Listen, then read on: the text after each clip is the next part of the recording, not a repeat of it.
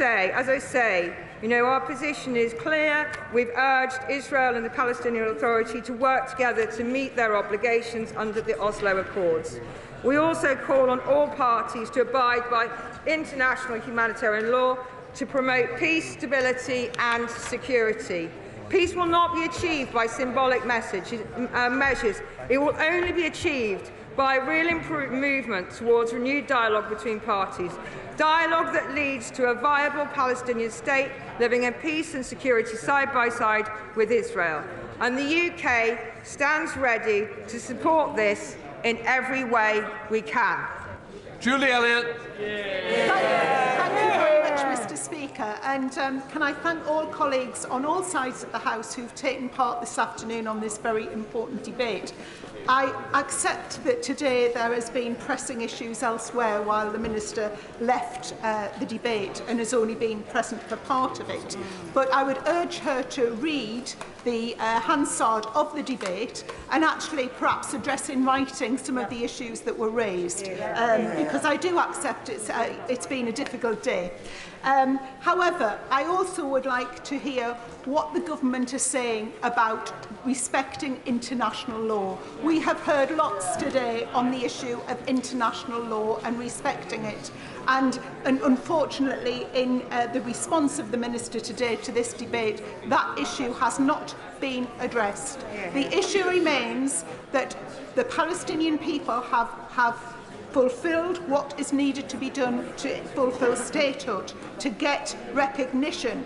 The government is saying at some point when the time is right. The time is right now. There has been broad consensus in this House for many years, and the government is simply not acting on it. We all want to see a movement to meaningful negotiations leading to a settlement on a two-state solution. The government prevaricating on not recognising the state of Palestine is hindering that process, in my opinion, and we need no more warm words, we need action. We have the ability as a country, and the government have the ability as our government to recognise Palestine today. We don't have to wait, so let's just act and not wait.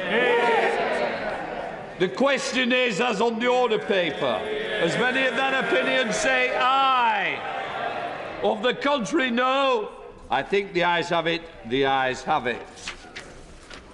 Before we come to the Prime Minister's statement on the Ukraine, I would like to point out that the British Sign Language interpretation of proceedings is available to watch on Parliament Live TV.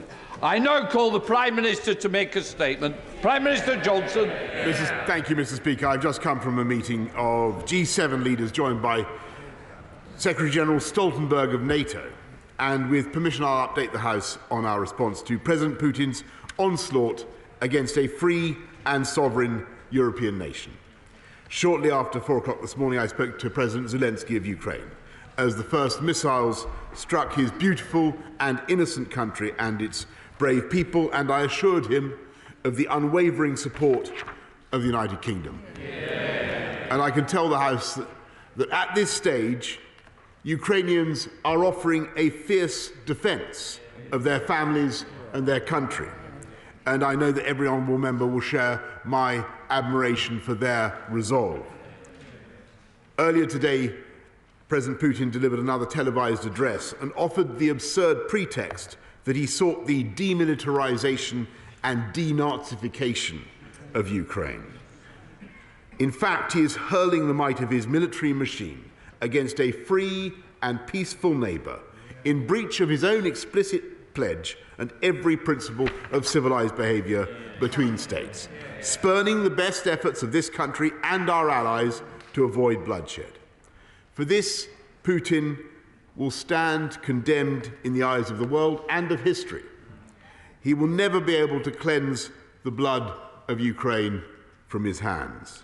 And although the UK and our allies tried every avenue for diplomacy until the final hour, I'm driven to conclude that Putin was always determined to attack his neighbour, no matter what we did.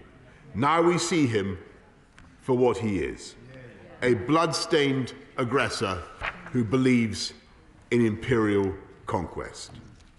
I am proud that Britain did everything within our power to help Ukraine prepare for this onslaught, and we will do our utmost to offer more help as our brave friends defend their homeland. Our embassy took the precaution on 18th of February of relocating from Kiev to the city of Lviv in western Ukraine, where our ambassador Melinda Simmons continues to work with the Ukrainian authorities and to support British nationals. Now we have a clear mission. Diplomatically, politically, economically, and eventually militarily, this hideous and barbarous venture of Vladimir Putin must end in failure. At the G7 meeting this afternoon, we agreed to work in unity to maximise the economic price that Putin will pay for his aggression. And this must include ending Europe's collective dependence on Russian oil and gas that has served to empower Putin for too long. So I welcomed, again, Chancellor Scholz's excellent decision to halt the certification of Nord Stream 2. Mr. Speaker, countries that together comprise about half the world economy are now engaged in maximising pressure, economic pressure, on one that makes up a mere 2%. For our part today, the UK is announcing the largest and most severe package of economic sanctions that Russia has ever seen. With new financial measures, we're taking new powers to target Russian finance, in addition to the banks we've already sanctioned this week. Today, in concert with the United States, we are imposing a full asset freeze on VTB. More broadly, these powers will enable us totally to exclude Russian banks from the UK financial system, which is, of course, by far the largest in Europe, stopping them from accessing sterling and clearing payments through the UK. And with around half of Russia's trade currently in US dollars and sterling, I'm pleased to tell the House that the United States is taking similar measures. These powers will also enable us to ban Russian state and private companies from raising funds in the UK, banning dealing with their securities and making loans to them. We will limit the amount of money that Russian nationals will be able to deposit in their UK bank accounts, and sanctions will also be applied to Belarus for its role in the assault on Ukraine. Overall, we'll be imposing asset freezes on more than 100 new entities and individuals, on top of the hundreds that we've already announced. This includes all the major manufacturers that support Putin's war machine. Furthermore, we are also banning Aeroflot from the UK. Next, on top of these financial measures and in full concert with the United States and the EU, we will introduce new trade restrictions and stringent export controls similar to those that they in the US are implementing. We will bring forward new legislation to ban the export of all dual-use items to Russia, including a range of high-end and critical technological equipment and components in sectors including electronics, telecommunications and aerospace. Legislation to implement this will be laid early next week. These trade sanctions will constrain Russia's military, industrial and technological capabilities for years to come. We're bringing forward measures on unexplained wealth orders from the Economic Crime Bill to be introduced before the House rises for Easter. And we will set out further detail before Easter on the range of policies to be included in the full bill in the next session, including on reforms to Companies House and a register of overseas property ownership. We will set up a new dedicated kleptocracy cell in the National Crime Agency to target sanctions evasion and corrupt Russian assets hidden in the UK, and that means oligarchs in London will have nowhere to hide. And Mr. Speaker, I know that this House will have great interest in the potential of cutting Russia out from SWIFT. And I can confirm, as I've always said, that nothing is off the table. But for all these measures to be successful, it is vital that we have the unity of our partners, the unity in the G7 and other fora. And, Mr. Speaker, Russian investors are already delivering their verdict on the wisdom of Putin's actions. And so far today, Russian stocks are down by as much as 45%, wiping $250 billion from their value in the biggest one-day decline on record. Sberbank, Russia's biggest lender, is down by as much as 45%, and Gazprom down by as much as 39%, while the ruble has plummeted to record lows against the dollar.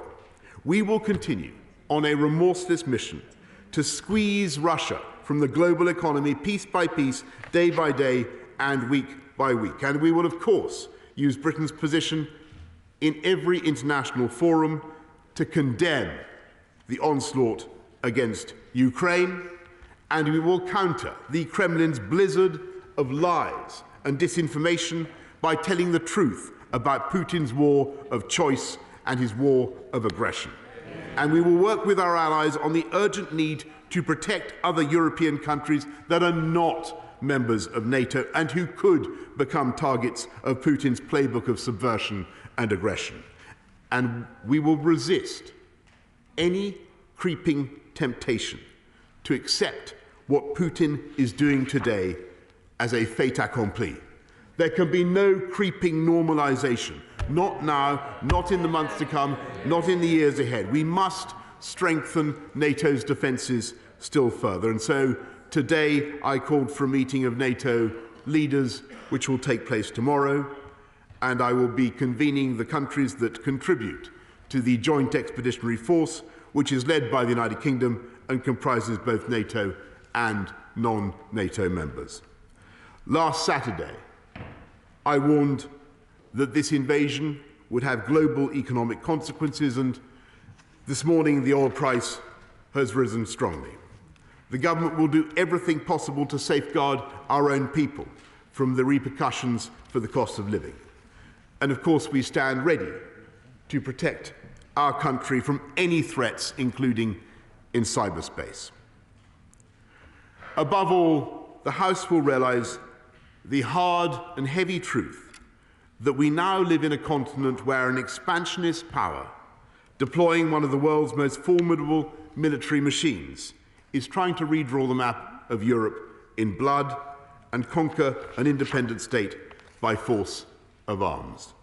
And it's vital for the safety of every nation that Putin's squalid venture should ultimately fail and be seen to fail. However long it takes, that will be the steadfast and unflinching goal of the United Kingdom. I hope of every member of this House and every one of our great allies, certain that together we have the power and the will to defend the cause of peace and justice as we have always done. And I say to the people of Russia, again, whose president has just authorized an onslaught against a fellow Slavic people, I cannot believe that this horror is being done in your name, or that you really want the pariah status that these actions will bring to the Putin regime. And to our Ukrainian friends, in this moment of agony, I say that we are with you and we are on your side. Your right to choose your own destiny is a right that the United Kingdom and our allies will always defend, and in that spirit, I join you in saying Slava Ukraini, and I commend this statement to the House. I now call the Leader of the Opposition, Keir Starmer. Thank you, Mr. Speaker. In this dark hour, our thoughts, our solidarity and our resolve are with the Ukrainian people. Invading troops march through their streets. Missiles shell their cities. They've been cast into a war through no fault of their own, because Putin fears their freedom and because he knows that no people will choose to live under his bandit rule unless forced to do so at the barrel of a gun. The consequences of Putin's war of aggression will be horrendous and tragic for the people of Ukraine, but also for the Russian people, who've been plunged into chaos by a violent elite who have stolen their wealth, stolen their chance of democracy, and stolen their future. And we must prepare ourselves for difficulties here. We will face economic pain as we free Europe from dependence on Russian gas and oil and clean our institutions from money stolen from the Russian people. But the British public have always been willing to make sacrifice to defend democracy on our continent, and we will again. The consequences of Putin's actions will be felt throughout the world for years, and I fear for decades to come. Russia's democratic neighbours and every other democracy that lives in the shadow of autocratic power are watching their worst nightmare unfold. So all of us who believe in democracy over dictatorship, in the rule of law over the reign of terror, in freedom over the jackboot of tyranny, must unite and take a stand. We must support the Ukrainian people in their fight, and we must ensure that Putin fails. Putin will eventually learn the same lesson that European tyrants learned in the last century, that the resolve of the world is harder than he imagines, that the people's desire for freedom burns brighter than he can ever extinguish, and that the light of liberty will prevail over his darkness. For that to happen, we must make a clean break with the failed approach to handling Putin, which after Georgia, after Crimea, after Donbass, has fed his belief that the benefits of aggression outweigh the costs. We must finally show him that he is wrong. That means doing all that we can to help Ukraine defend herself by providing weapons, equipment and financial assistance, as well as humanitarian support for the Ukrainian people. We must urgently reinforce and reassure our NATO allies in Eastern Europe, who now stand at the frontier of Putin's aggression. And the hardest possible sanctions must be taken against the Putin regime. It must be isolated, its finances frozen, its ability to function crippled. That means excluding Russia from the financial mechanisms like SWIFT and banning trade in Russian sovereign debt. I welcome the set of sanctions outlined by the Prime Minister just now and pledge opposition support for further measures. And there are changes we must make here in the UK. For too long, our country has been a safe haven for the money that Putin and his fellow bandits stole from the Russian people. It must now change. Cracking open the shell companies in which stolen money is hidden will require legislation. Bring it forward immediately, Prime Minister, and Labour will support it, along with the other measures that the Prime Minister has just outlined. Thank you, and we will support it. Mr. Speaker, this must be a turning point in history. We must look back and say that this terrible day was actually when Putin doomed himself and doomed his plan to reassert Russian force as a means of controlling Eastern Europe to defeat. We know how Putin operates, so we know how to defeat him. He seeks division, so we must stand united. He hopes for inaction, so we must take a stand. He believes that we are too corrupted to do the right thing, so we must prove him wrong. I believe we can, and in this dark hour, we can step towards the light. Thank you, Mr. Speaker. Prime Minister. I want to say how grateful I am to the right honourable gentleman for the terms in which he has just spoken and the robust support that he is offering to the government and to the Western Alliance, Mr. Speaker, at a very, very difficult time.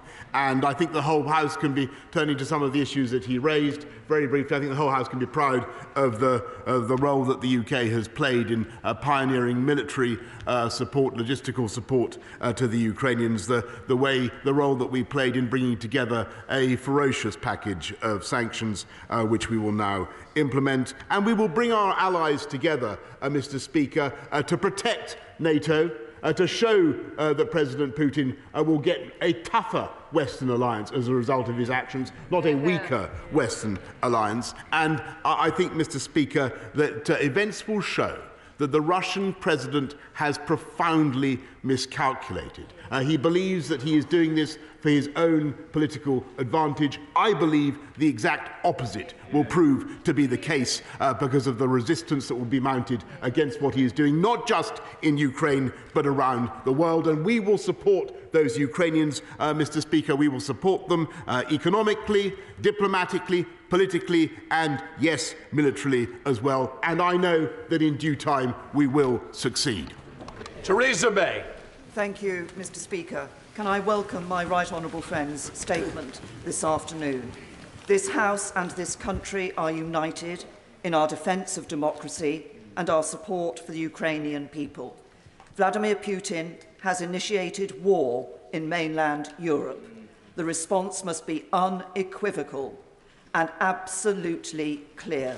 So will my right honourable friend confirm that the government is putting in place every possible economic sanction so that Russia feels absolutely the cold wind of isolation and the Russian people understand that Vladimir Putin has brought their state to a pariah state?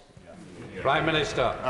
I thank my right honourable friend, and she's absolutely right about what the government is setting out to do, and I do indeed believe that that will be the result for Putin and his cronies. We now come to the SNP leader. Mr. Speaker, let me thank the Prime Minister for an advance copy of the statement, and let me also welcome the very close contact he has kept with the Ukrainian President, of course, importantly, overnight. I was grateful that I had a chance to meet this afternoon with the Ukrainian Ambassador to the UK and indeed with Ukrainian MPs. Our thoughts and our support is very much with each and every one of them, as it is with all of the people of Ukraine.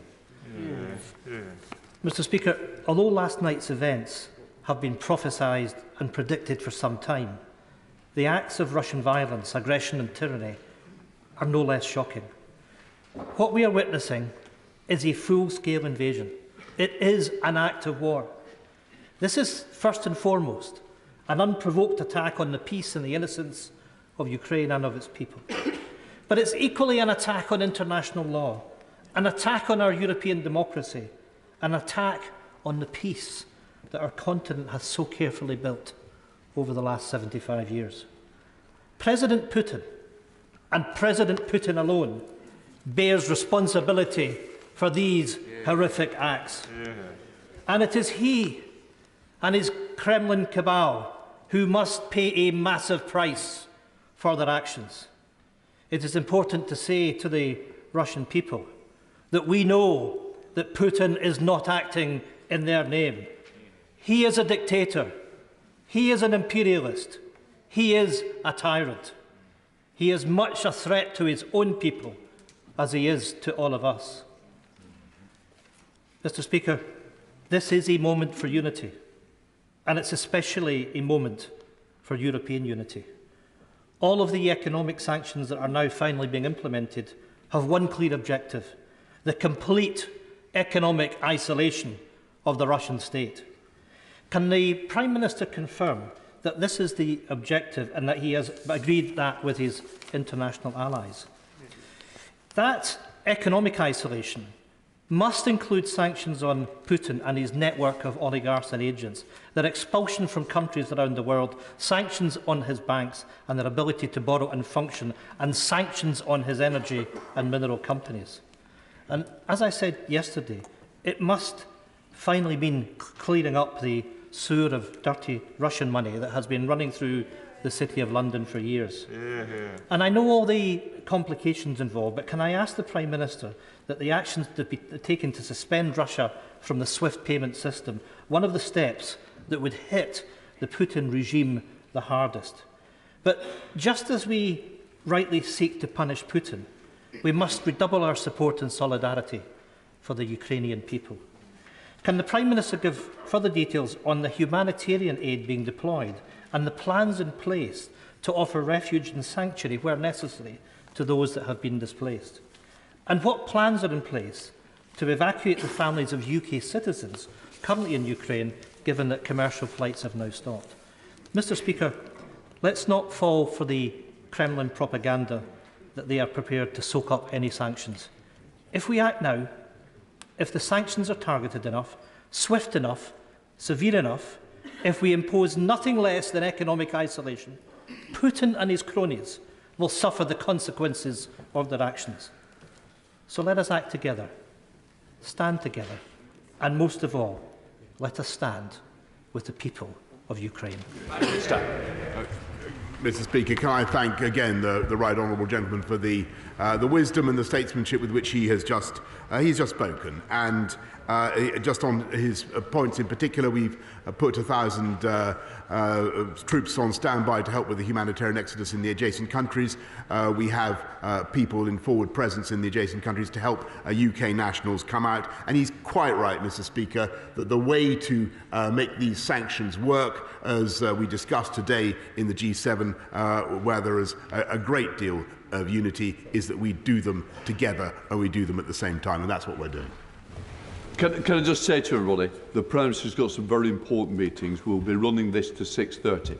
Those colleagues who don't get him, we are keeping a list like we did from the other day to try and ensure that everybody does get a voice in a very... You'll have to sit down a minute. It's a very, very important matter. I now come to the Chair of the Foreign Affairs Select Committee, Tom Tugendhat. Thank you, Mr. Speaker. May I first of all pay huge tribute to my right honourable friend, the Prime Minister, and his government today for introducing what sound like the toughest sanctions we've seen in years.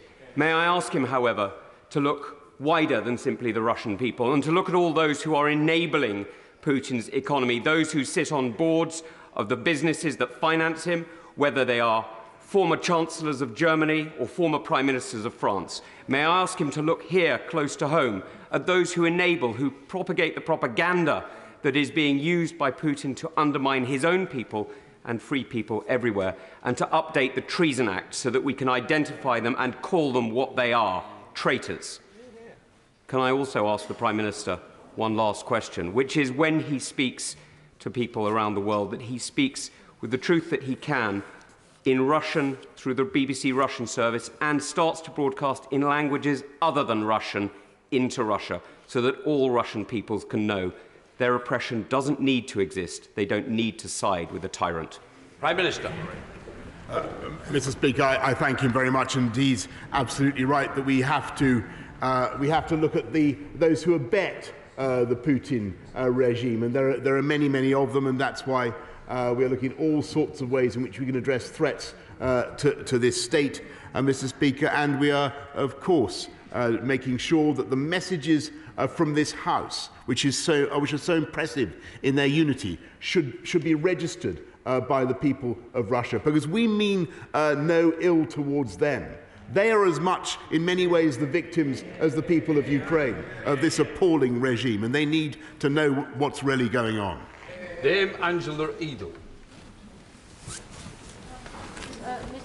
Mr. Speaker, would the Prime Minister tell us, if he can, what's going on with the Russian troops going through Chernobyl, which sent a chill through a lot of people's thoughts when we heard about it? Prime Minister. I thank the right honourable lady very much. I hesitate to give the House a running comment on what seems a very fluid and very dangerous situation, but to the best of my knowledge, she's right in what she says. Dr. Julian.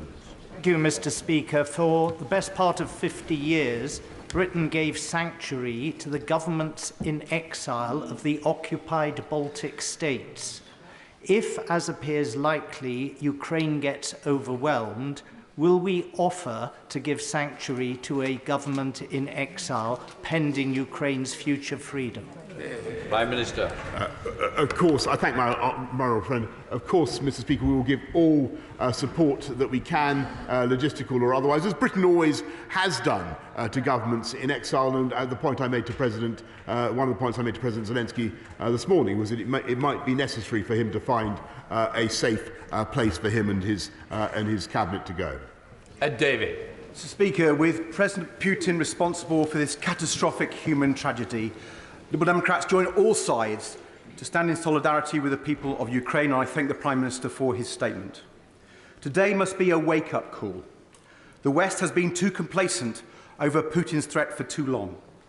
We have taken for granted our fragile alliances, so crucial for the defence of freedom, emboldening Putin, this outrageous act of aggression. The West cannot be complacent any longer. So will the government reverse its proposed troop cuts to the British Army and offer far greater military support to our NATO allies in Eastern Europe? And Mr. Speaker, Putin must face the most punitive of sanctions. The world must isolate Russia like the rogue state it is, including the state-backed oil giant Rosneft, 20% owned by BP. So will the Prime Minister commit to banning UK investment in Russian oil and gas companies with immediate effect? Prime Minister.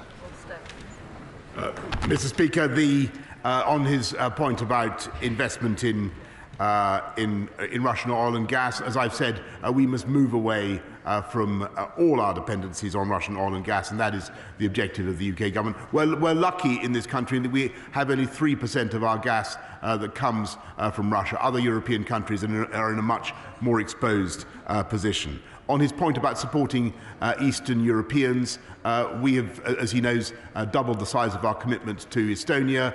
We've gone bigger in Poland, another 350 Marines from 4-5 Commando. We're in the skies above Romania. I don't believe there's another country in NATO that is currently doing more to strengthen NATO's eastern defences. Felicity Buchan. Thank you, Mr. Speaker. My constituency, Kensington, has strong historical connections with Ukraine, so I welcome this robust approach. My constituency also has seen significant property investments by Russian investors. Can I urge my right honourable friend to accelerate the introduction of a register of beneficial ownership of property? Prime Minister. Yes, she's completely right, and we need to unpeel the facade of these companies, these shell companies, so we can see who owns the property concerned. Hilary Benn. Thank you very much indeed, Mr. Speaker. It's because John Stuart Mill was right when he warned that bad men need nothing more to compass their ends than that good men should look on and do nothing, that the whole House will support the measures that the Prime Minister has just announced. Now, in his statement, he said our mission is clear diplomatically, politically, economically, and eventually militarily. What did he mean by using the word militarily? Was he referring to providing further defensive weapons to enable Ukraine to defend itself? Prime Minister. Yes, Mr. I obviously don't want to go into detail because it is a very sensitive and difficult business. But yes, Mr. Speaker, we have done, we continue to do so, and I believe I have the support of the House in intending to continue to do so. Bob Seeley. Thank you very much indeed, Mr. Speaker. I thank the Prime Minister for his words and his, if I understand correctly, early commitment to an economic crime bill and a kleptocracy cell. In relation to that, will there be a foreign lobbying bill? Will there be amendments to Libel and Data Protection Act to stop unscrupulous law firms offering intimidation services to oligarchs and kleptocrats? And will the NCA be properly funded, as the ISC report suggested, so it will be able to take on the kleptocrats, the autocrats and the oligarchs in this country? Mr. Speaker, I'm grateful. As I said in my opening statement, we are setting up a new combating kleptocracy cell in the National Crime Agency to target the very individuals that he mentions. Sarah Champion. Thank you, Mr. Speaker. Let us be under no illusion. We are on the brink of a potentially enormous humanitarian crisis, which could see massive loss of life and widespread suffering for the Ukrainian people, and all to suffer the warped Tsar complex of the Russian president. The attack on Ukraine is also likely to cause mass displacement of people, potentially triggering a significant refugee crisis in Europe. So can the Prime Minister tell us what he is doing to support the Ukrainian people who stay and those who choose to flee? She makes a very important point, and I'm grateful, Mr. Speaker, because the humanitarian impact threatens to be enormous, and that's why I've said what I've said about supporting those refugees as they come out of Ukraine. But we've got to make sure that we do everything we can to stabilise the Ukrainian economy, to support the government and as far as we possibly can. And that's why yesterday, on Tuesday, I should say, I announced the $500 million extra package of development aid on top of the £100 million we've already given. Other countries, our friends and allies, are working with us to do much more. Jeremy. Does the Prime Minister agree that the international order as envisaged in the Atlantic Charter of 1941 has been the most successful in the history of freedom and democracy? And as one of the architects of that order, we have a special responsibility to defend it. And whilst today's sanctions are extremely welcome, it cannot just be economic measures.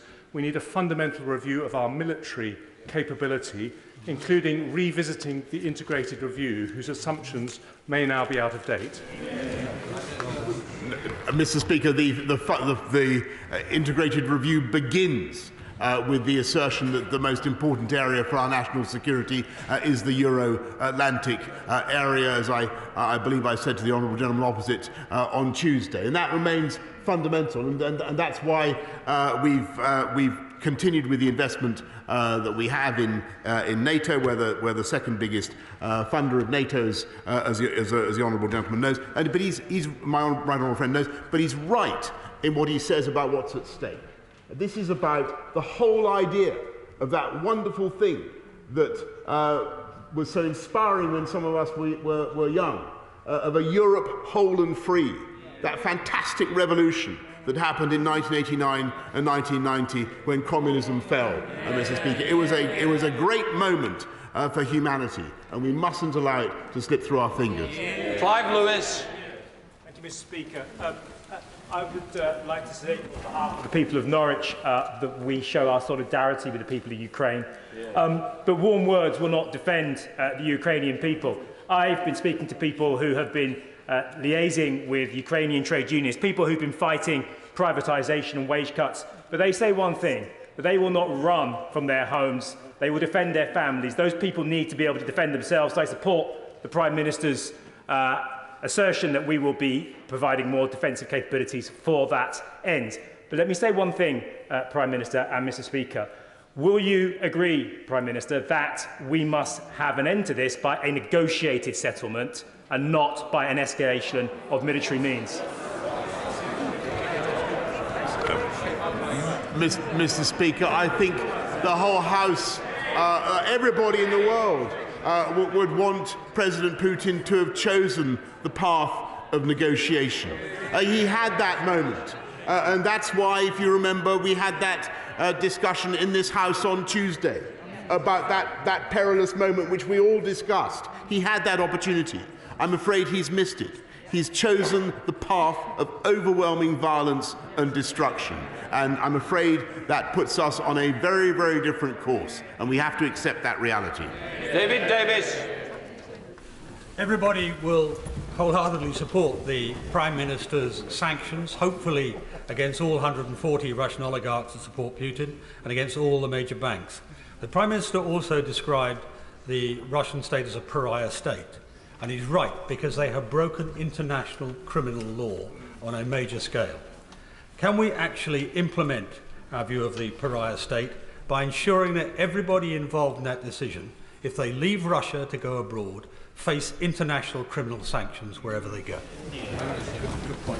I thank my right honourable friend, and that is exactly what we can now do, thanks to the measures that this House has passed. Neil Hamley. Thank you, Mr. Speaker. This morning we woke to the worst possible news, and I make no apology in hoping for a diplomatic solution. However, my party and I condemn the escalating Russian aggression. This is a fluid and developing situation, but we are now in uncharted territory. I can update the House that whilst there have been calls in this place for Alex Salmond to cease broadcasting on Russia Today, negotiations have obviously been happening in the background, and I can confirm that he has suspended broadcasting on Russia Today. But we must prepare for the worst.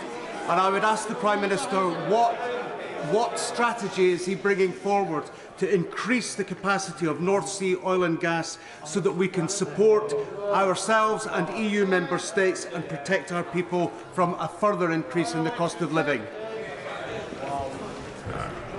Mr. Speaker, I must say I disagree profoundly with what he has had to say about negotiating now. I don't think that option is open to us. We must do our best to support and protect the people of Ukraine, and working with our international friends and allies to constrict what Vladimir Putin can do.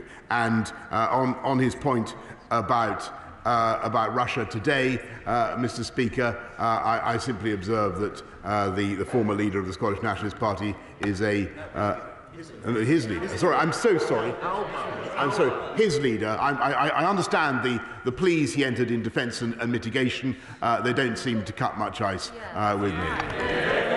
Sir Graham Brady.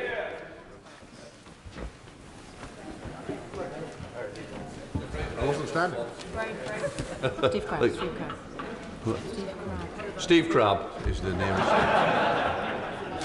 Mr. Speaker, I strongly welcome the further set of sanctions announced by the Prime Minister this evening, and we look forward to further steps being taken in the days ahead and not being held back by perhaps some of the slower-moving members of the alliance in Europe. But does the Prime Minister agree with me that if sanctions are really to bite on Putin and his gangster government, then inevitably it will mean cost and inconvenience to UK economic interests, but that cost and inconvenience will be as nothing compared to what the people of Ukraine are going through, and we stand with them this evening. Yes, I'm afraid my honourable friend is right. It will mean cost. It will mean inconvenience. It will mean difficulty for us in the UK. But that will be a price worth paying, Mr. Speaker, for defeating the objectives of Vladimir Putin and showing that aggression does not pay. Dame Diana Johnson. Could I just follow up on the question from the Honourable Member for the Isle of Wight about the Combating Kleptocracy cell in the National Crime Agency, and just seek from the Prime Minister a view whether additional powers will be required for the National Crime Agency and additional resources for them to do their work. I thank her very much. They will, of course, they have plenty of existing statute, but the additional powers that they will have, amongst other things, will be the ability to peel back the facade of ownership, which I think will be extremely valuable. Jonathan Ginochley. Thank you, Mr. Speaker. Whilst this terrible, appalling incident is, of course, directly the cause of Russia, I think it's appropriate that we also recognise that over the last 14 years, the UK, the EU, the US collectively have not been attentive to Russia in the way that we should. Can my right honourable friend now say that whatever happened in the past, moving forward, we are not going to let Russia fall between our fingers again? Mr. Speaker, I think the lesson of 2014 is that the whole of the West failed to respond in the way that we should. And when a sovereign country was invaded and part of that country was occupied, I'm afraid it was quite wrong that we tried to manage the situation with the various diplomatic processes that we did, which in the end produced absolutely nothing except finally this catastrophic invasion today. We have to a bitter lesson, Mr. Speaker, about how to deal with Vladimir Putin. Thank you, Mr. Speaker. I agree with the Prime Minister that it seems like the curtain has now come down on that era that began in 1989, and we've lived in an era of change since then. This now feels like a change of era. In this new era, the permissive environment that we created for the Kremlin's quartermasters to live, to invest, and to party in London, sometimes with the Prime Minister himself, that must now come to an end. So let me ask the Prime Minister this. Will he undertake to ensure that every visa issued to a Russian dual national is now reviewed, and where proximity to President Putin is proven, that citizenship should be stripped away? Yes, Mr. Speaker, we are doing that, though I think it is. I just think it's worth the House remembering the point that I made the other day. Not every Russian is a bad person, Mr. Speaker. Mr. Speaker, can I welcome the package of sanctions the Prime Minister has set out? And whilst I understand why it's not been possible to suspend Russia from the SWIFT payment system at this stage, can I ask what work we're doing with our European allies to offer them reassurance so that eventually we can get to a position when they can be suspended, because that is by far and away the biggest thing that will isolate the Russian economy. My honourable friend is spot on. The biggest thing would be if everybody stopped taking Russian hydrocarbons. But SWIFT is extremely important, and it's a Belgian company, as I'm sure the House knows. We're raising it. We're trying to make progress with our friends, but for obvious reasons, it has to be done in unison. Stuart MacDonald. I'm grateful, Mr. Speaker. This morning I spoke with friends in Kyiv who were leaving the country with their family, their children, and we've all seen the scenes from the capital of cars trying to get out. So I send my deepest thanks to the embassy team there who are doing all they can to support people. But can I ask the Prime Minister about two areas of support for Ukraine: economic support and continuing support for defensive capability? Will both of those areas of support intensify, and can he assure the House, I see the Foreign Secretary telling me so, but can he assure the House that the government will continue the deepest possible conversations with the government in Ukraine to ensure that no matter the assault that comes to it from Vladimir Putin, we will be supporting them in a deeply meaningful sense? Yes, on that last point, the answer is certainly yes, Mr. Speaker. And just for instance, the other day I was looking at two British minesweepers being refitted in Rosyth, as I'm sure he knows, which are due to go to Ukraine. The question will be access, Mr. Speaker. That's what it all depends on. Sir Robert Butland. Mr. Speaker, it's crystal clear from this act of naked aggression that Putin doesn't seek Finlandisation on his borders. He seeks at best to recreate a Belarus in the south, or at worst to dismember the sovereign state of Ukraine.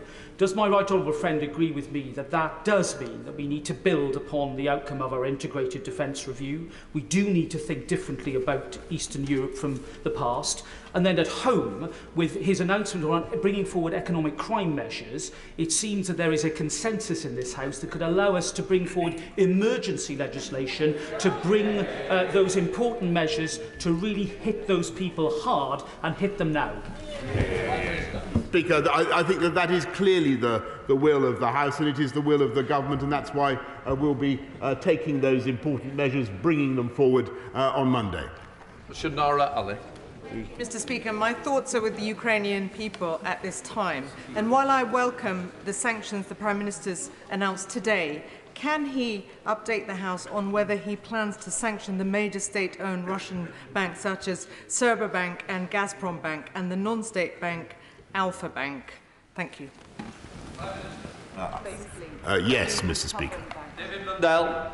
Thank you, Mr. Speaker. The Ukrainian POW chapel at Lockerbie in my constituency is a focal point for the Ukrainian diaspora in Scotland, and prayers are being said there for their fellow countrymen. But what Ukrainians in the UK have identified, being grateful for the military support that has already been forthcoming, is that there is an immediate need for medical battlefield supplies, for warm clothing for troops and for camouflage gear. And can my right honourable friend, the Prime Minister, assure the House that they will be forthcoming? I thank my right honourable friend very much. He raises a very important issue, and we are working on exactly those supplies right now. Van Jones. I thank the Prime Minister for his statement and very much welcome the sanctions that he's announced today. But can he give an assurance that the sanctions that are going to target individuals will also target relatives and connected parties? And like the Honourable Right Honourable Member for Swindon, he mentioned the Economic Crime Bill. We've got the review of the Official Secrets Act and the Foreign Registration Act. Why can't we bring them forward and do them now? They would get huge support. And we've been waiting for some of these for nearly 2 years. Mr. Speaker, I can tell him that we will certainly be making sure that we are able to sanction and do sanction relatives and other interested parties, and there'll be a rolling programme of intensifying sanctions. Crispin Blunt. Having been one of the officials that accompanied the then Defence Secretary to both Moscow and Kiev in 1993, I'm in no doubt that the signatories of the United States and the United Kingdom on the Budapest Memorandum gave Ukraine the confidence to give up its nuclear deterrent. Will my right honourable friend support the United States to whatever extent it is prepared to go to stand alongside the United States in giving whatever military support it's prepared to do so to Ukraine? My right honourable friend is absolutely right to remind the House of the 1994 Budapest Memorandum, which had exactly that effect and created exactly that obligation on us as one of the signatories. Very sure. Mr. Speaker, the Prime Minister will be aware that we are on this side of the House very keen on these sanctions. Although, does he share with me the worry that the record of driving out dictators and demagogues with these sanctions isn't always that successful? Does he share my concern that if we've read what Putin has been saying these last few hours, here's a man that might not stop at Ukraine. He might go into a NATO country. And are we playing that scenario? Because many of us think that might be the next step. The right honourable gentleman is absolutely right to raise that appalling possibility, and it is vital that we reaffirm again that under Article 5 of the NATO Treaty we stand foursquare behind every one of our NATO allies and will come to their defence. Ian Duncan-Smith. Speaker, can I say to my right honourable friend that with Ukrainian men and women dying to fight against the Russians for their freedom today, those who are calling for negotiation at this point can only please that rambling wreck of a neo-Nazi sitting in the Kremlin, and they should be shunned. Secondly, can I just say to my honourable friend today, the ambassador from Ukraine asked desperately whether NATO would look at a no-fly zone. I know it's a difficult choice, but could my right honourable friend step to the dispatch box and make it clear that in this particular case, he rules nothing out? Mr. Speaker, I know that my right honourable friend is a great military expert, and he will understand. And I understand the attractions of the no-fly zone. I remember the no-fly zone that was created in 1991, as I recall, in northern Iraq. The situation here is very different. We would face the risk of having to shoot down Russian planes, Mr. Speaker, and that is something that I think the House would want to contemplate with caution. Lord Russell Moyle. Speaker, in locking out Russian state money, I hope the Prime Minister can give me a reassurance that that will include our overseas territories and dependencies that must be included in this. And I note that there are, Mr. Speaker, protests in a number of Russian cities across Russia at the moment, and celebrities in Russia have been speaking out. I do hope that we will be offering all the support that we can to those people who are likely to be shunned by the fascist imperialist Putin regime. Yes, and can I say, Mr. Speaker, that one of the reasons why I want to keep our fantastic British Embassy staff in Moscow, even though the temptation is there simply to sunder diplomatic relations with Putin, I want to keep them there to support groups such as the ones he mentions. Bob Stewart. Mr. Speaker, I've given evidence for war crimes trials. It was genocide and crimes against humanity the people were charged with. Could I ask my right honourable friend and the House to agree with me that any Russian who kills a Ukrainian must remember that one day they may well be brought to court for crimes against humanity or genocide? Yes, Mr. Speaker, and not just any Russian combatant, Mr. Speaker, but anyone who sends a Russian into battle to kill innocent Ukrainians. Bill Esterson. Thank you, Mr. Speaker. President Zelensky has called for the toughest possible sanctions. For them to be the toughest possible, that must mean immediate. So in his statement, he talked about in the next session for the economic measures, including on Companies House and on the Register of Overseas Property Ownership. But in answer to the Right Honourable Member for Swindon, he said something about bringing forward on Monday. Which of these is it? And if it is Monday, will it have the same effect as is required for that immediate action? We'll be bringing it forward on Monday, Mr. Speaker, and we want to have, I hope, and I'm grateful for the support of the opposition, we want immediately to start cracking down on these individuals. Jesse Norman. Thank you, Mr. Speaker. The whole House will welcome the enhanced package of sanctions that the Prime Minister has announced today.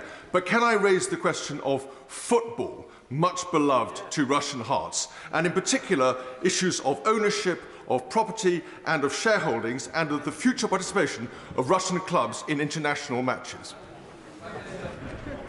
He's right. My right honourable friend is completely right. The Russians attach a great deal of sentimental importance to football, and they hope to have the UEFA Championship final in St. Petersburg. I cannot for the life of me see how that can currently go ahead. Liz Saville-Roberts. Putin's war on Ukraine is brutal, illegal and a calculated attack on peace and stability in Europe. Plaid Cymru fully supports the actions and sanctions announced today. Putin, his cronies and their personal fortunes must pay for their actions. On a visit to Ukraine, Plaid Cymru leaders spoke to Ukrainian soldiers, government officials and organisations, admiring Ukrainian people for their strength and their resilience, and they are now in harm's way. With Poland organising medical assistance and Slovakia opening its borders to refugees, will his government mobilise and resource a global effort to support and aid people fleeing this horrific conflict? Again, Mr. Speaker, I thank her very much for her support and her resolve, and I want to assure her that we're of course working with our international friends to prepare for a humanitarian crisis. Deanna Davison. Speaker, earlier this afternoon I had the opportunity to speak to on a Zoom call with a number of Ukrainian MPs who were all calling for additional support. One of the key things they were discussing is concerns that their communications networks may get shut down. So can I urge the Prime Minister to ensure we're doing all we can to provide things like satellite phones to make sure they can still communicate, not just internally, but with us here in the UK too? Mr. Speaker, she's absolutely right. My honourable friend is absolutely right. There is a threat to communications already, and we're observing it in the contacts that we're having with people in Ukraine. Satellite phones certainly are an option, and we'll be looking at that. Sarah Owen. Thank you, Mr. Speaker. We've rightly heard a lot about tougher trade sanctions today, but nothing about ridding Russian state influence from our democracy. Will the Prime Minister commit to investigating all political donations received from people with links to Putin? And will his government finally bring forward measures to clean up the corrupt Russian money that for far too long has been laundered in the UK? So, Mr. Speaker, all political donations are properly registered and monitored, and I can tell her that we are putting forward and progressively over the last few days and weeks and today the biggest ever package to crack down on dirty Russian money, not just from Russia but from anywhere. Steve Baker. Speaker, I welcome these sanctions today. My right honourable friend's been crystal clear that all Europe needs to end dependence on Russian oil and gas. Could he tell us a little bit more about how he intends to see that that comes to pass? Thank you. I thank my right honourable friend. The key thing is to get people, first of all, to recognise the scale of their dependency, as in any addiction. That's what we're doing, and the UK government's been making that point the whole time to our friends, because it's got worse since 2014. But what we're also doing is helping countries, for instance in the Baltic states, to go further and faster with renewable technology. Daniel Zeitner. Thank you, Mr. Speaker. I think everyone knows that the Ukraine is a major producer of grain, and unfortunately, because of these awful events, there are likely to be consequences for many countries, including our own. Could I ask the Prime Minister to look again at our food security proposals and make sure that we are secure ourselves and not reliant so much as we have been in the past? Yeah, he's absolutely right, and food security is an important consideration. And one of the many things that our fantastic Ukrainian community have done in the last few years is help us in that very sector. Andrew Bridgen. Thank you, Mr. Speaker. Does my right honourable friend agree with me that Western Europe's ongoing reliance on Russian oil and gas has been a major factor in emboldening President Putin in the mistaken belief that he can invade his peaceful neighbour with relative impunity? And in the UK, shouldn't we refocus our energy policy on maximising the use of our own natural resources, looking again at fracking while we invest in low-carbon alternatives? Yes, the honourable gentleman is totally right. My honourable friend is totally right when he talks about the excessive dependence on hydrocarbons. We're moving away from it in this country. I do think there is a merit, I think he and I might be in agreement on this, there is a merit in a transitional phase in continuing with the use of hydrocarbons in this country rather than pointlessly importing them from abroad. Emma Lewell-Butt. Mr. Speaker, Putin's imperial bloodlust won't stop at Ukraine. We're rightly focused on sanctions, military and humanitarian support and our commitment to Ukrainian freedom. But the Prime Minister knows there's been a phenomenal increase in Russian submarine activity over the last 20 years. Our undersea cables carry more than 95% of all Western military, diplomatic, commercial, financial and personal communications. The consequences of these cables being weaponised is terrifying. Can he assure me that countering this threat is part of our ongoing dialogue with allies? She's absolutely right, and there is a continual struggle going on beneath the surface of the sea, as she knows, between submarines that are out to sever cables and those of us who are trying to make sure that those links are maintained. Sir Charles Walker. Mr. Speaker, following on from my right honourable and gallant friend's question about war crimes, I suspect those crimes are already being committed by Russian soldiers against their Slavic brothers and sisters. Can the Prime Minister join with his NATO heads of state setting out at an early stage how war crimes will be prosecuted, so all Russian soldiers, field officers, generals and, of course, as the Prime Minister said, politicians are brutally aware of where they will end up in a few years' time? Yeah, very good. He is absolutely right, and I thank him very much, my honourable friend. That's why we're working on setting up a particular international war crimes tribunal for those involved in war crimes in the Ukraine theatre. As well as being incredibly ruthless, President Putin is also incredibly rich, with one assessment saying that his personal wealth is up to $200 billion. So can the Prime Minister ensure that President Putin himself pays a heavy price by targeting his own cash and assets. Yes, absolutely, Mr. Speaker, and not just him, but as the House has heard over the last few days, as many of his immediate cronies and family as we can hit. Second Batty. Mr. Speaker, and I thank the Prime Minister for all that he's done. Just before the statement, I spoke to some of the Ukrainian protesters who are outside. One of them was holding back tears as she spoke about her mother in a cellar as her house is surrounded by Ukrainian tanks. So any member of this House who's asking for a negotiated settlement needs to go and speak to them, because all they want is to live their lives as free and peaceful people. Will the Prime Minister confirm to the people of Ukraine that he will do everything he can to end the tyranny of Putin, and that he will do everything he can to make sure that they live as a peaceful and free people? Yes, I certainly can confirm that, Mr. Speaker. And what I can also say is that I believe by making this invasion, I think that President Putin has done more than anybody else to bring his regime to an end. Because I think in the end he will pay a huge price for what he has done, and I know that this House will want to make it so. Thank you, Mr. Speaker. Can I welcome and support the measures outlined by the Prime Minister today? Putin is a gangster and a despot who has been trying to undermine and subvert democracy across the world for years. One of the tools that he uses is through political donations to political parties, including in this country. Will the Prime Minister commit today to ridding the democracy in London from ridding Russian money out of democracy in this country? Yes, of course, Mr. Speaker. Blake Drummond. Thank you very much, Mr. Speaker. Estonia, Latvia, Lithuania and Poland today triggered Article 4 of the North Atlantic Treaty, and I think I heard that we are going to be joining in those discussions.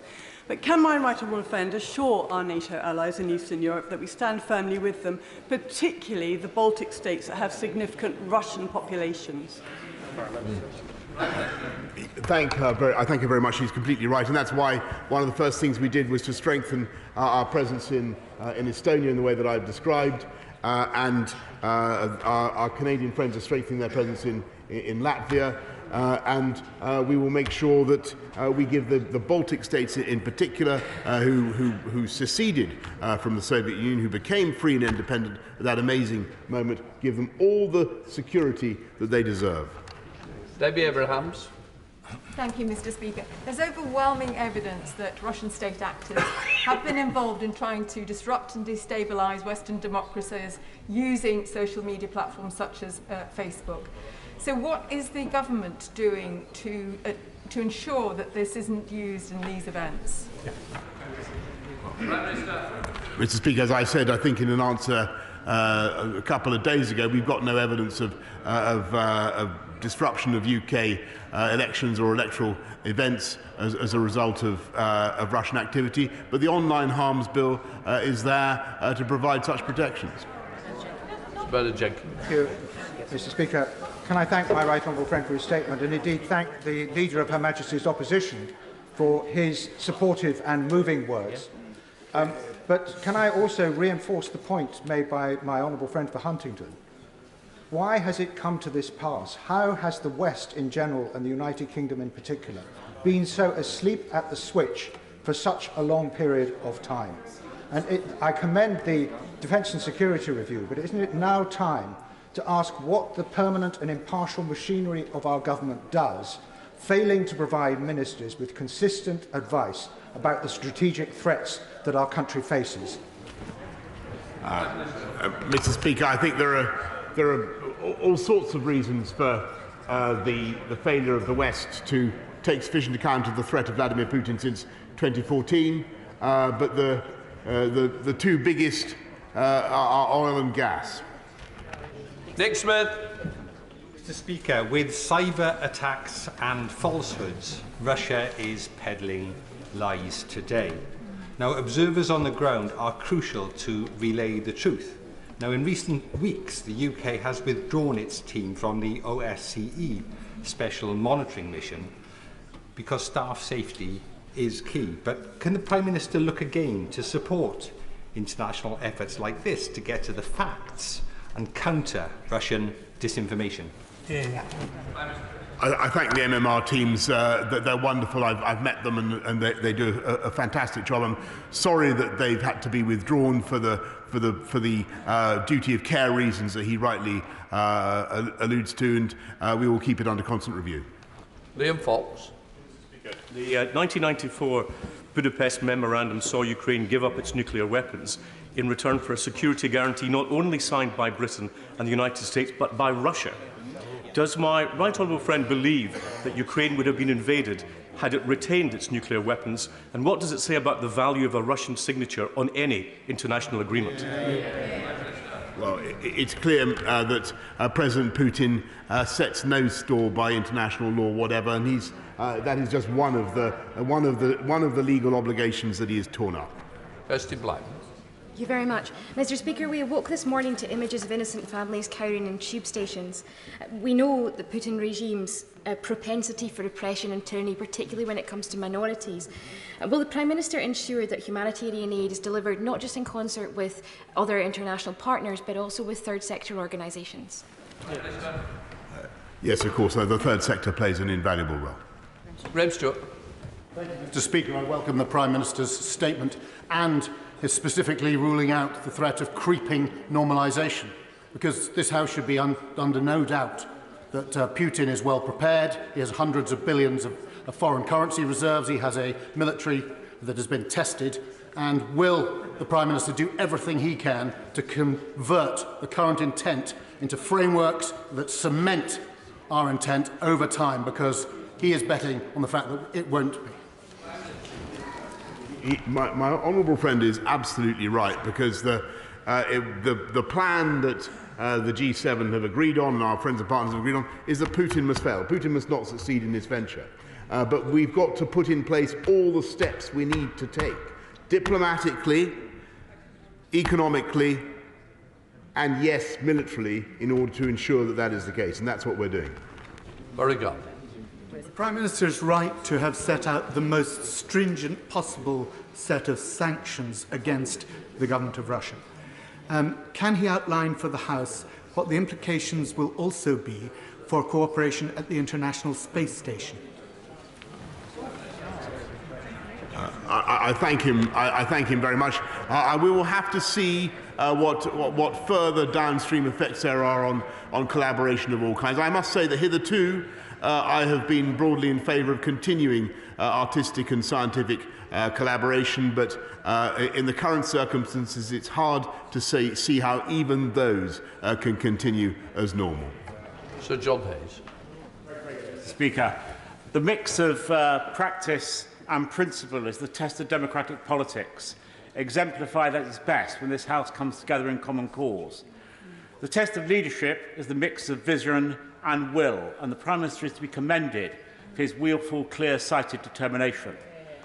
So will he now reassure the House that he's in close touch with those countries close to Ukraine, where nerves will be frayed, and that will he send them an urgent message that this House and this nation will always stand alongside and behind free nations? He is, the right honourable gentleman, as so often, is precisely right, and that's why, together with my right honourable friends, the Defence Secretary, the Foreign Secretary, we've been visiting Poland, Romania, the Balts, all those who are now feeling such deep unease at what is happening. Alistair Carmack. Thank you, Mr. Speaker. As we speak, the Softcom Flot tanker NS Challenger is berthed at Sullomvo in Shetland, taking on a load of crude oil for export. Softcom Flot, as the Prime Minister may know, is a company owned and operated by the Russian government. My constituents, Mr. Speaker, are asking me why they should be loading oil onto a Russian tanker while Russian troops are marching into the Ukraine. I cannot think of any good answer to give them. So, can the Prime Minister tell me, will anything that he has announced today ensure that that will not happen again in the future? Well, I can tell him, thank him very much, and I will of course, immediately investigate what is happening with the Softcom Flot oil tanker. But the result of the measures that the House passed the other day is that we can now target any entity, any company that has any relation with the Russian state. So we have that power. Tim Bolton. Speaker, tyrants and megalomaniacs invade countries because they think they can get away with it. And the way to deal with bullies is to stand up with them. So I'm sure he will acknowledge that the way the West responds to this aggression will have repercussions not just for Russia and Ukraine, but for other bullies like China as well. And will he be mindful of the need to show support to Russia's smaller southerly neighbours, especially Georgia and Armenia, who feel particularly vulnerable at this time? Yeah. Yes, I thank him. He's right, because the read across, the knock-on is obvious for Georgia and Armenia. What he proposes to create, Putin, is a new sphere of influence, a new Yalta, in which those countries come behind his new Iron Curtain. Stephen Wakeford. Thank you, Mr. Speaker. As a member of this House with Ukrainian heritage, this issue particularly troubles me. I'd like to thank the Prime Minister for his tone of his statement and the resolute and swift action that he's proposing in tackling Russia, but the resolute and swift support he's offering to the people of Ukraine.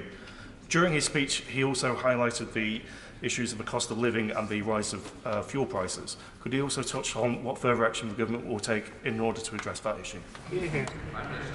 I thank him very much, and I think he's quite right, because I think people across the country will be thinking about the effect on us all of the increase in the price of oil and gas as a result of a war in Ukraine.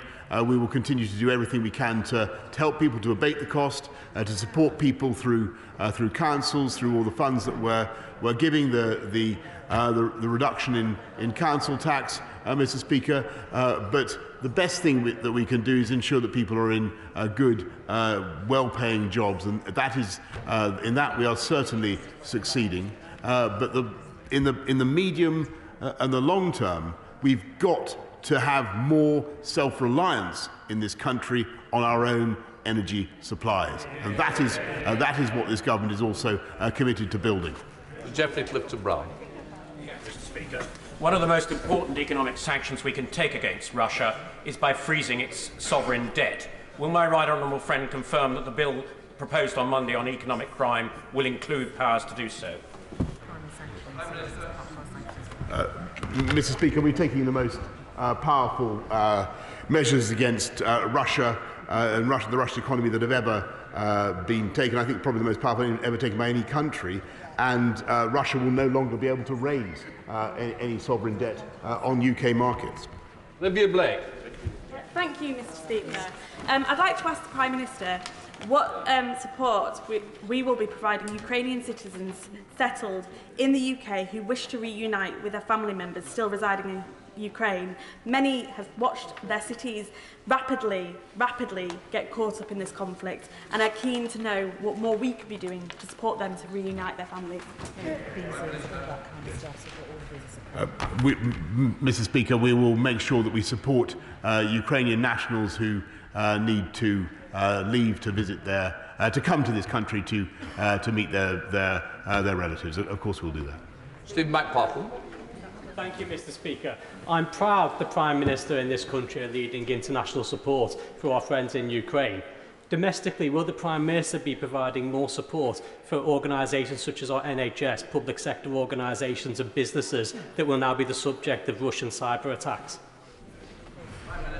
He's right to point to this risk, Mr. Speaker, and I think it's foresighted. We're investing massively in cyber protection. I think another £2.6 billion we're putting in. I think in the last few years we've tackled more than 3,000 cyber attacks. It is a risk. It's a risk that I'm afraid we must run in the cause of freedom. Matt Robert. Thank you, Mr. Speaker, and I'd like to offer my wholehearted support for much tougher sanctions against President Putin and his dreadful regime. Mr. Speaker, as the honourable gentleman from Lockerbie mentioned earlier, there are many historic Ukrainian communities in Great Britain and Northern Ireland, and indeed I would like to commend the work of the Reading Ukrainian Centre. I would like to ask the Prime Minister what additional support can the government give to these very valuable community groups and centres around the country who offer such support to families, friends, relatives, both in the UK and in the Ukraine.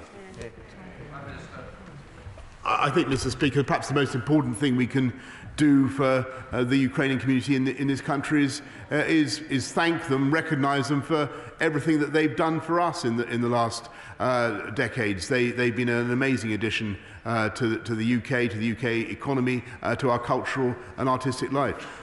John Barron. Thank you, Mr. Speaker.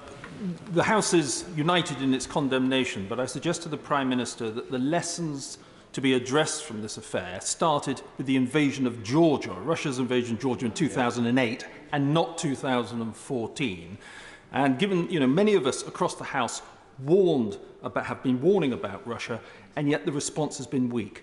Does the Prime Minister accept that as we enter the battle for democracy globally, we have got to understand that the sooner you square up to the playground bully, the better, and that we adequately support our hard and soft power to do that? Yes, yes, he is quite right, and I know that by soft power he's thinking also of the British Council, which can have such a wonderful beneficial effect across Russia, and I've seen its work across Russia. But Mr. Speaker, he's right about standing up to the playground bully. We should have done it ages ago. I think the scales have fallen from the eyes of many of our friends and partners. Dr. Philippa Whitford. Thanks very much, Mr. Speaker. In an earlier response, the Prime Minister suggested that this country would welcome people who were reuniting with family here. I have a constituent who's Ukrainian, but a British citizen who's trying to bring her mother from Ukraine, but being turned down because she is over 18. Her mother is on her own, has no family, so naturally she's frightened. So will we see a change in the Home Office to enable British citizens who are Ukrainian to bring their vulnerable family here? Yes, I thank her very much. I think I read out a helpline number in the House on Tuesday. I don't have it again. There is a number both in Lviv and in this country. But if she could do me the favour and send me the details, well, I'll take them up. Richard Drax. Thank you, Mr. Speaker. Can I commend my honourable friend and his ministers for the firm stance they're taking? None of us know where or what Mr. Putin's longer-term aims are. If Ukraine falls, and I fear it might, his covetous eye might land on the Baltic states and other vulnerable countries. Can my right honourable friend reassure NATO members that if one Russian boot lands on NATO soil, military force will be met by military force? Yes, and what is so encouraging, Mr. Speaker, is that the whole House understands the vital importance of that Article 5 guarantee that we make to every one of the 30 members of NATO. Tony Lloyd. Sir Tony. The Prime Minister quite rightly pits this as being a battle between the party of law and those who support international law. There is only one lawful government in Ukraine. That's the government of President Zelensky. If they are forced to move, forced possibly into exile in the short run or the longer run, will the Prime Minister state very clearly that we will make sure they can be a functional and effective government wherever they operate from? It's a very important point that he raises. I'm grateful, and that's why in our discussions with President Zelensky, we are seeing what we can do to give them the practical support that they need to continue. Robert Jenry. The City of London is a global asset whose enduring success doesn't rest on dirty money. It rests on a commitment to excellence and on the adherence with the rule of law. So it's right that we now use that as a way to show global leadership. Can I encourage my right honourable friend to sanction all of the remaining Russian banks, to sanction the executives associated with them, and I notice that many are resigning today, to publish a further list of individuals, resident in this country or otherwise, to be sanctioned, and to redouble his excellent efforts to suspend Russia from SWIFT as the single most effective immediate step that the West could do to put pressure on Vladimir Putin. I thank him very much. I thank him particularly for his important testimonial to the City of London, whose work should not be sullied, Mr. Speaker, by association with ill-gotten Russian money. But the programme that he set out for sanctions is exactly the right one, and the one the government is following. Mike King. Thank you, Mr. Speaker. Returning hate for hate multiplies hate, adding deeper darkness to a night already devoid of stars. Will the Prime Minister reiterate that our quarrel is not with the Russian people? It is with their leader, Vladimir Putin, and he has committed a very, very grave error. He is so right, and I know that is what the House thinks. We admire the Russian people. Our links to the Russian people go back to the time when we stood shoulder to shoulder to fight fascism with the Russian people. Russia's contribution to culture, to art, to literature to music unparalleled. It is an extraordinary country, and nothing that we do or say should obscure that. Shrebberley. Winston Churchill created the Council of Europe as a bastion against fascism and communism. And since the fall of communism, Russia has set great importance by its membership as a fig leaf of respectability. Every time our Conservative group has tried to get them expelled, we've been foiled by Russian gold. Will the Prime Minister now instruct his ambassador on the Council of Europe to move for the immediate expulsion of Russia from the Council of Europe, so there is no place for gangsters in the halls of civilised nations? Yes, I think eloquently put, Mr. Speaker, and he's dead right. And I think that my honourable friend for Henley made the point the other day, and I certainly, who's on the Council of Europe, and I certainly agree with that. Garrett Davis. Mr. Speaker, so many Russians today see the attack on Ukraine as they would see an attack of their father on their mother, because there's such intimate family relationships between these two groups. And today, thousands of Russians are protesting in cities against their domestic law, against this awful war.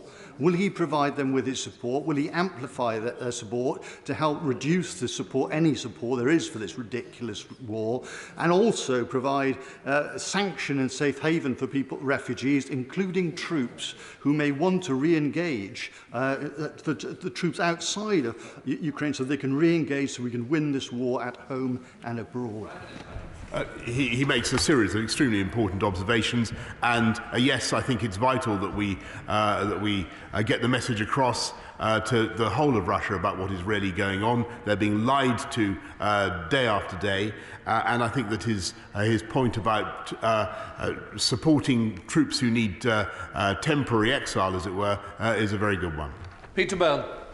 Thank you, Mr. Speaker. I'd like to thank the Prime Minister for yet again coming to House to keep us informed, and for his leadership in this crisis.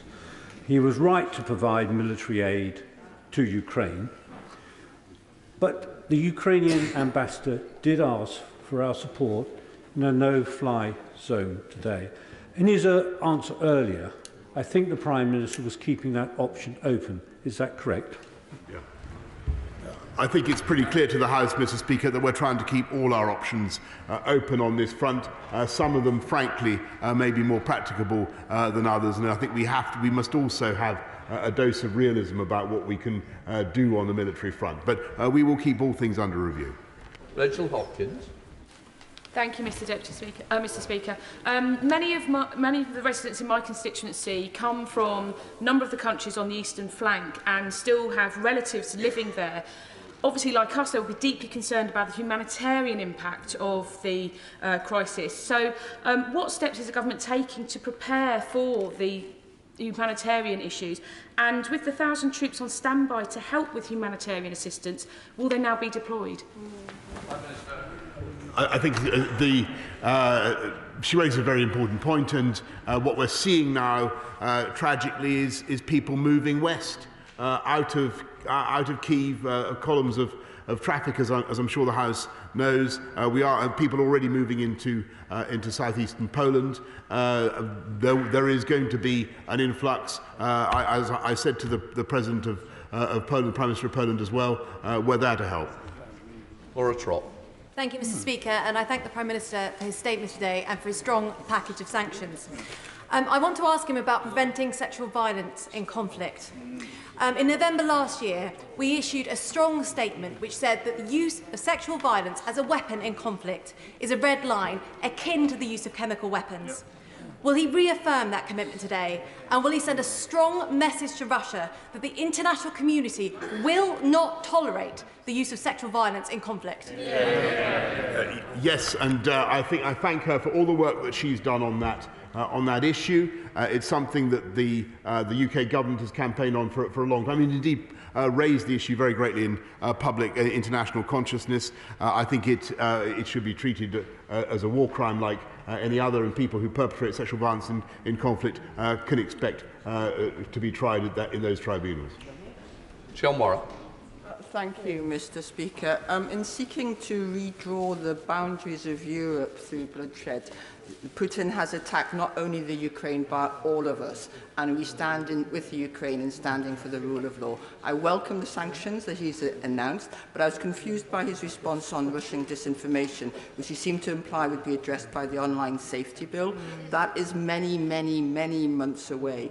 Russian disinformation is organised, their bots are state-sponsored. What steps will he take to address them?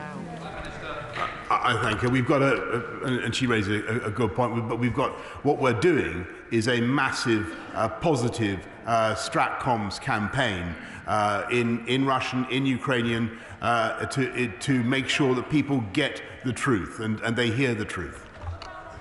Adam Holloway. Thank you, Mr. Speaker. As we've noticed this afternoon, virtually everyone in this House has supported the efforts towards resistance over the last few months and in these days. I imagine the House will also support the very different sort of warfare under occupation over the coming months and possibly years.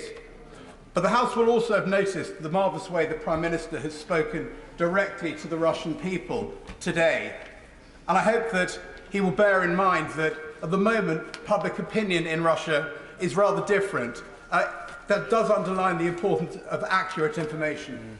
Prime Minister. Yes. He is quite right, and I thank him. He's a distinguished former soldier, and he knows that truth is the first casualty.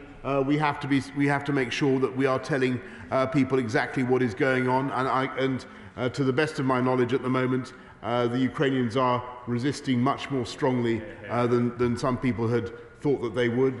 Who knows how long they can keep going? Let's hope they can, and let's encourage them to do so. But, Mr. Speaker, let's get the message out as well. I think that is our job. Chris Bryant. Thank you, Mr. Speaker.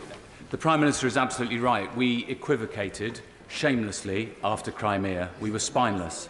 We must not be spineless now, because what will inevitably happen is either the Baltic states, one of the members of NATO, or perhaps Sweden or Finland will feel the wrath of Putin next. And that will mean British action. Don't we need to try and set in train now a process whereby Putin himself ends up in the dock in a court? Norman Burkitt said, who was the alternate British judge at Nuremberg, said at Nuremberg, initiating a war of aggression is not only an international crime, it is the supreme international crime, differing only from other war crimes in that it contains within itself the accumulated evil of the whole. He must be brought to a court of law and end his days in prison, mustn't he? Mr. Speaker, I think one of the most fascinating things about what Putin is doing is how close an analogy there is between his actions and those of Slobodan Milosevic. Exactly the same nonsense being peddled about the mystical union between Kosovo and Belgrade as between Kiev and Moscow. Exactly the same aggression, and remember that Slobodan Milosevic died on trial. Sorry. Mark Harper. Very much, Mr. Speaker. I welcome the package of sanctions set out by the Prime Minister and the fact that he's confirmed more will come. If they are to be successful at punishing President Putin for what he has done to date and deterring him from going further and attacking our NATO partners, they must be sustained. And if they're to be sustained, we must be honest with the British people that there is going to be a cost for them. We are going to have to pay an economic cost, but it's a cost we must pay, and it pales into insignificance compared to the cost of the people of Ukraine. Yes, and not only is that true, Mr. Speaker, but the opportunity and the reward for success and being strong is huge. Because if this should end, Mr. Speaker, with the rejection of aggression and the rejection of the Putin regime's view of the world, then that would be a massive, massive benefit, and an economic benefit as well, to the whole world. Chamberlain. Mr. Speaker, up until May 2021, Valentina Yakovleva was my constituent. She resided in Scotland for 20 years with her daughter and her family. But due to an initial error in an application, she eventually exhausted appeals and was deported with 2 COVID jags last year. Now that 71-year-old is sheltering in a subway. In response to the Honourable Member for Central Ayrshire, who's no longer in her place, I would reiterate, does the Prime Minister agree with me that as we face a likely refugee crisis, the UK must be doing all it can to extract individuals who have immediate family relatives in the UK, and urge for support for this case? Yes. Again, I thank her very much for drawing the case to my attention. If she sends me the details, I'll be happy to make sure it's properly taken up by the Home Office. Can I just say, those who didn't get in, we have got a list for next time, because this will definitely not be the end. OK, let people leave before I come to the adjournment.